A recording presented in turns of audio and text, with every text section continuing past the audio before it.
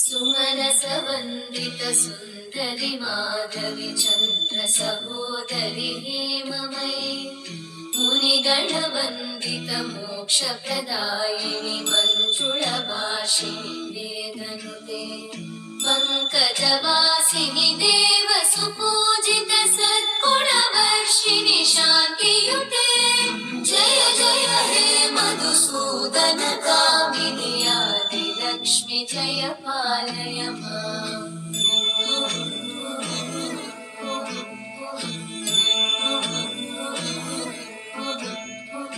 ऐकलिकल्मषनाशिनि कामिनि वैदिकरूपिणि वेदमये क्षीरसमुद्भव मङ्गलरूपिणि मन्त्रनिवासिनि मन्त्रनुते मङ्गलदायिनि अम्बुजवासिनि देवगणाश्रितपादयुते जय जय हे मधुसूदन कामिनि धान्यलक्ष्मि जय पालय माम्।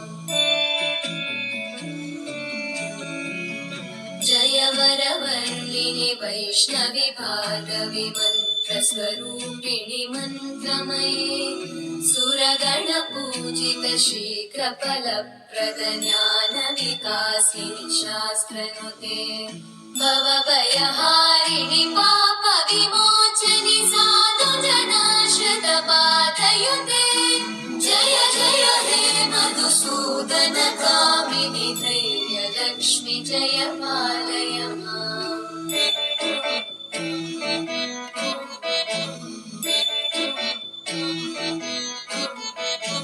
जय जय दुर्गतिनाशिनि कामिनि सर्वफलप्रद शास्त्रमये रथगजतुरगपदादि समानुत परिजनमण्डित लोकनुते हरिहर ब्रह्म सुपूजित सेवित तापनिवारिणि पादयुते जय जय हे मधुसूदन कामिनि श्रीधरलक्ष्मी पालय माम्।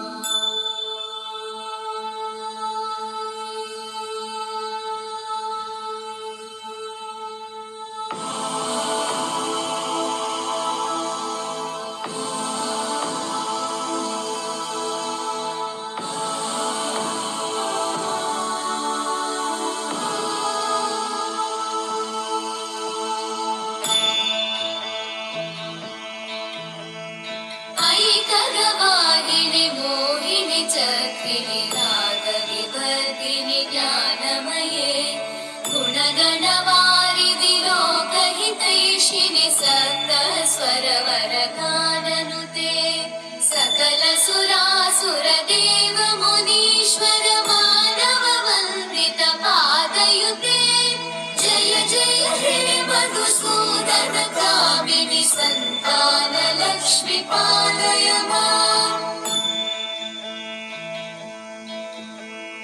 जय कमलासनि सद्गतिदायिनि ज्ञानविकासिनि गानमये अनुदिनमर्चित कुङ्कुमधूसर भूषित वासित वाद्यनुते कनकधरा स्तुति वैभव वन्दित शङ्कर देशिक मान्यपते जय जय हे मधुसूदन कामिनि विजयलक्ष्मि जय पालय माम्।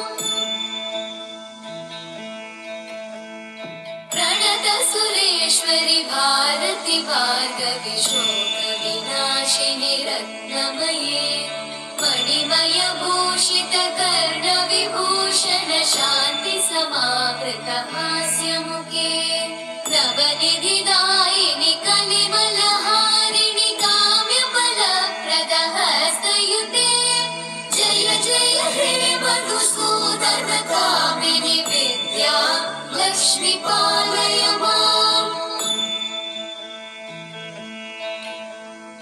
दिवि दिवि दिं दिवि दिं दिवि दिं दिवि दुन्दुभिनाद सुपूर्णमये धुम धुम धुं धुम धुं धुम धुं धुम शङ्खनिनाद सुवाद्यनुते वेद पुराण इतिहास सुपूजित वैदिक जय हे मधुसूदन कामिनि श्रीधनलक्ष्मी पालय माम् जय जय हे मधुसूदन कामिनि श्रीधनलक्ष्मी पालय